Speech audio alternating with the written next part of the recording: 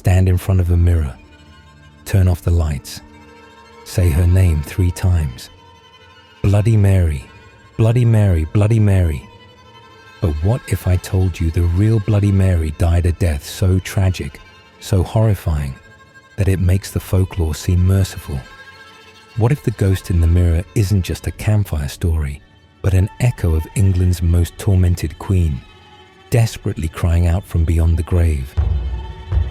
This is the story of how Mary Tudor, the first queen regnant of England, died alone, in agony and utterly forgotten, and how her name became synonymous with terror.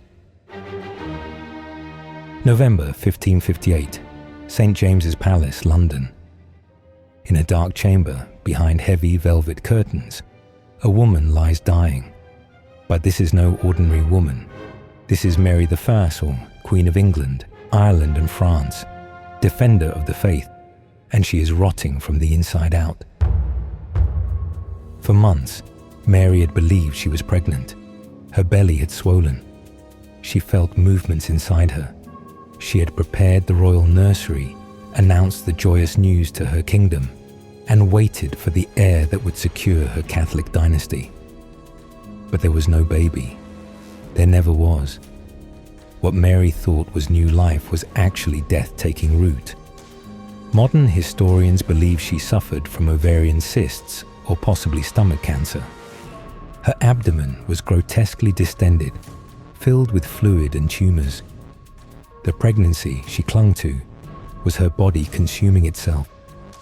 Imagine the psychological torment, month after month, waiting for a child that would never come.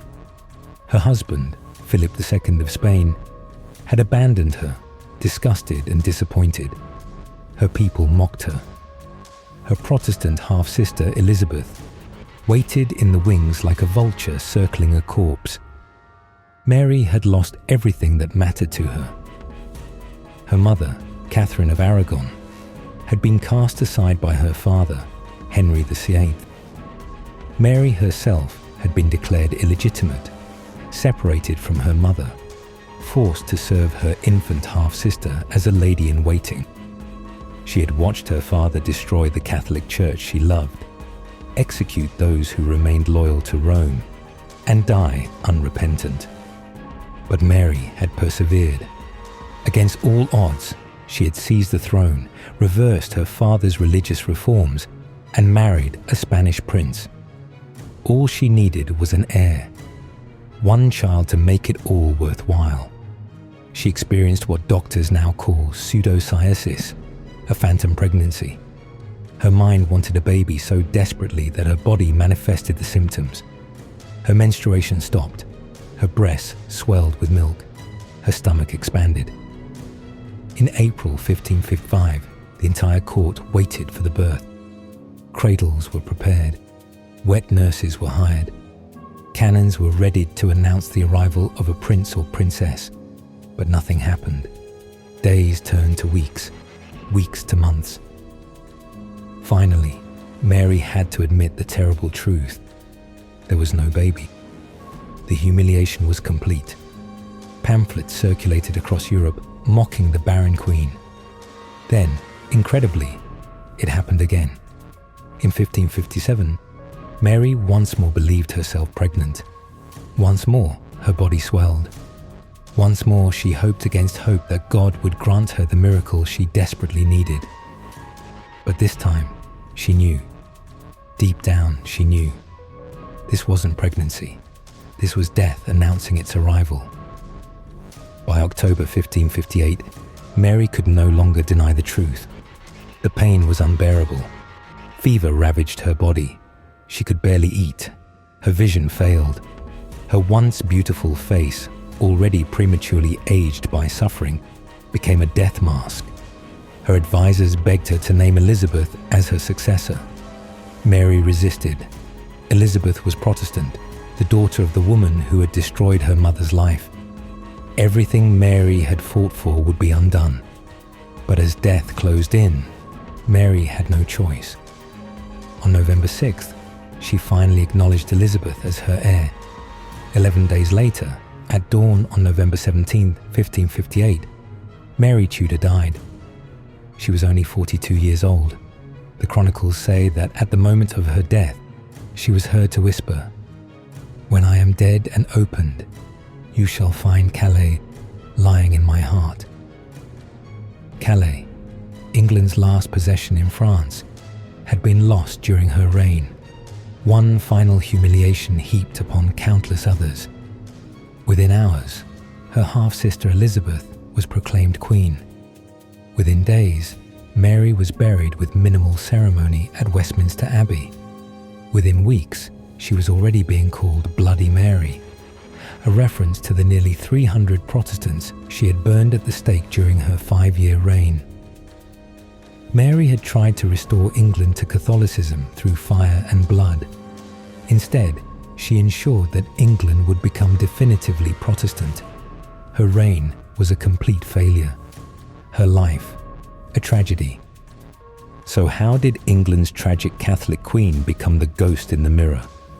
How did Mary Tudor become Bloody Mary? The transformation took centuries. The folklore we know today, the ritual of summoning Bloody Mary by chanting her name in a darkened bathroom, doesn't appear in written records until the 1970s. But its roots go much deeper. In the years after her death, Protestant England demonized Mary Vos. She became a cautionary tale, a monster, a warning of what happens when Catholics hold power. Her legitimate title, Mary I, was replaced with the propaganda name Bloody Mary. Meanwhile, a separate folklore tradition was developing. In many cultures, mirrors were believed to be portals to the spirit world. Victorian seances used mirrors to communicate with the dead. Young women would perform mirror divination rituals, hoping to see the face of their future husband.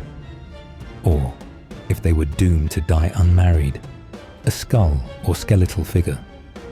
Somewhere along the way, these traditions merged with the legend of England's tormented queen, Mary, who had desperately wanted children but died childless. Mary, who had seen herself as a savior but was remembered as a monster. Mary, whose phantom pregnancies suggested a woman caught between reality and delusion. The ritual became a test of courage. Say her name 3 times. Look in the mirror. What will you see? A bloody face, a woman in Tudor dress, scratches appearing on your own face, or perhaps nothing at all, which might be the most terrifying outcome of all. The real Mary Tudor died alone, in pain, betrayed by her body, abandoned by her husband, and knowing that everything she had fought for would be destroyed. Perhaps that's why the legend persists. Perhaps Bloody Mary appears in mirrors because Mary Tudor spent her entire life looking in the mirror and seeing something that wasn't there. A baby that didn't exist. A future that would never come. A legacy that would be erased. Or perhaps she appears because she's still trying to make us see her as she truly was. Not a monster, not a tyrant, but a deeply damaged woman who suffered more than most people can imagine. The folklore asks, who will you see when you say her name? But history asks a different question. Can you bear to see the truth? This was Bloody Mary, not the ghost in the mirror, but the woman behind the legend. And her real death was far more tragic than any horror story.